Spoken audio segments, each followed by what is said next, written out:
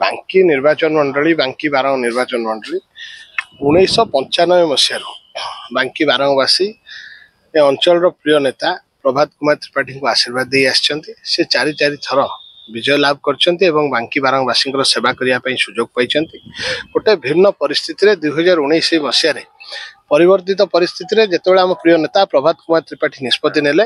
जो पर्यंत सत्य उन्मोचित न होती विरुद्ध में होता जो राजनीतिक षड्यंत्र सी निष्पत्ति नेले जो पर्यंत सत्य न उन्मोचित होती दूध का दूध पानी का पानी है से पर्यंत से निर्वाचन राजनीति अवतीर्ण हेबे नहीं।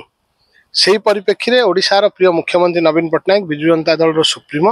मते अवतीर्ण करेले बांकी बारंगवासी सेवा करने मुझे आपण माध्यम अशेष अशेष कृतज्ञता ज्ञापन करने को चाहे मते सुजोग देले प्रथम सेवक हिसाब से 5 वर्ष काल सेवा करने 2024 निर्वाचन परिप्रेक्षी में एतिकी कहुए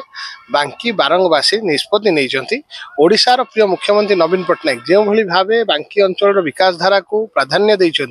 जो भाव बारंग अंचल रे मेट्रो ट्रेन प्रकल्प आरंभ करी विभिन्न प्रकार शिल्पायन आज गढ़ी उठी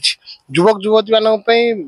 निजुक्ति सुजोग सृष्टि होगा जाऊँगी जो भाव अग्राधिकार दौरान बारंगर उन्नति को निश्चित भाव आगामी दिन में बांकी बारंगवासी विजु जनता दल को आशीर्वाद देवे और आगामी 5 वर्ष सेवा करने सुजोग देवे।